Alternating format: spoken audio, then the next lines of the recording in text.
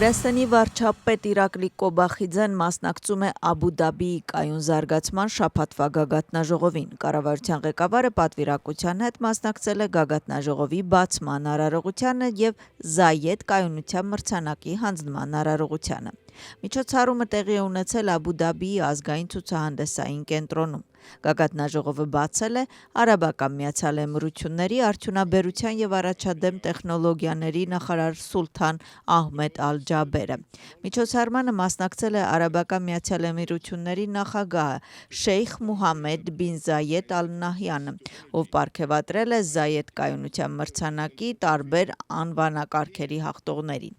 Իրակլի Կոբախիձեն վաղը ելույթ կունենա միջազգային հարթակում, պանելային քննարկման հիմնական թեման կլինի միջին միջանցքը։ Վարչապետը կանդրադառնա Վրաստանի դերին եւ տարանցիկ ներուժի միջին միջանցքի երթուղում։ Վրաստանի վարչապետ Իրակլի Կոբախիձեն հանդիպել է խոշորագույն ներդրումային ընկերություններից մեկի Դամաց Փրիթերսի հիմնադիր Հյուսեն Սաջվանիի հետ։ Հանդիպման ընթացքում քննարկել են Վրաստանի տնտեսական աճի բարձր տեմպերը եւ Արաբական Միացյալ Էմիրությունների խոշոր ներդրումային ընկերությունների հաջող գործունեությունը Վրաստանում։ Ընդգծվել է երկրում բարենպաստ բիզնես միջավայր եւ ներդրումային հնարավորությունները։ Արտահայտվել է փոխադարձ հետաքրքրություն ապագա համագործակցության նկատմամբ։ Վրաստանի նախկին վարչապետի Իրակլի Ղարիբաշվիլիի ձերբակալության շուրջ շահարկումները շարունակվում են։ Ըստ ընդդիմության Ղարիբաշվիլիի ձերբակալությունը արդարադատության ակտ չէ, այլ ներքին կլանային հակամարտության արդյունք։ Իշխող կուսակցությունը պնդում է, որ բոլորը հավասար են օրենքի առջև եւ որ Ղարիբաշվիլիի մեղքի խոստովանության համաձայնագիրը եւ հետաքննության հետ համագործակցությունը ճիշտ որոշումներ են։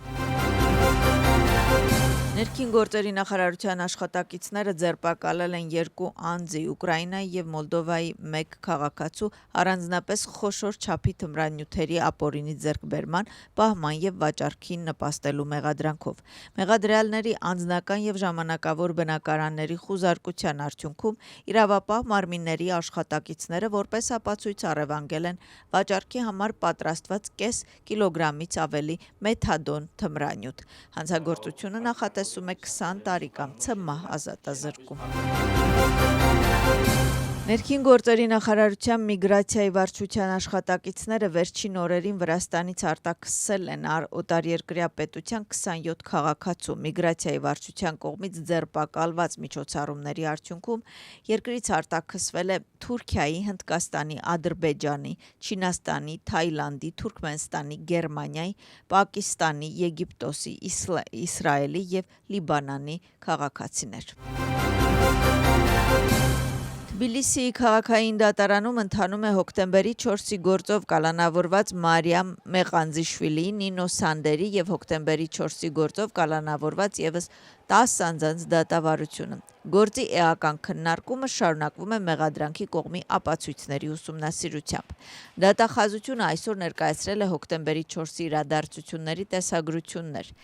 Նշենք, որ հոկտեմբերի 4-ին Աթոնելի պալատի մոտ տեղի ունեցած իրադարձությունների կապակցությամբ 10 անձ մեղադրվում է ռազմավարական եւ հատուկ նշանակության օբյեկտ գրավելու, շրջափակելու փորձ կատարելու մեջ։ Նիստում ելույթ ունեցավ հացադուլ հայտարարած Նինո Սանդերը։ Նրա խոսքով նա քաղբանտարկյալ է։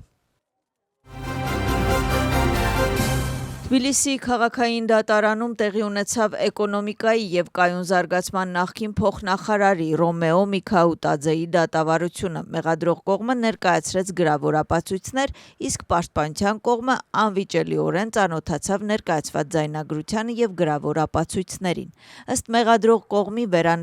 վերոնշյալ ապացույցները ապացուցում են Միքաուտաձեի մեղավորությունը, մինչդեռ պաշտպանության կողմը կարծում է, որ գործում Ռոմեո Միքաուտաձեի դեմ ապացույցներ չկան։ 2025 թվականին Վրաստանի արտաքին առևտրի շրջանառությունը ապրանքների գծով նախորդ տարվա համեմատ աճել է 10.1% եւ հասել 25 միլիարդ 816 միլիոն դոլարի։ Տեղեկատվությունը հրապարակվել է ազգային վիճակագրության ծառայության կողմից։ Դրանից արտահանումը աճել է 11.2%, հասնելով 7 միլիարդ 291 միլիոն դոլարի, իսկ ներմուծումը 18 միլիարդ 525 միլիոն դոլարի։ Այս ցուցանիշը 9,7% ավել է, քան 2024 թվականին։ Իրանում բողոքի ցույցերի 16-րդ օրն է։ Ըստ հաղորդագրությունների, շարունակվող բողոքի ցույցերի ընթացքում ընդհանուր առմամբ մահացել է 648 մարդ։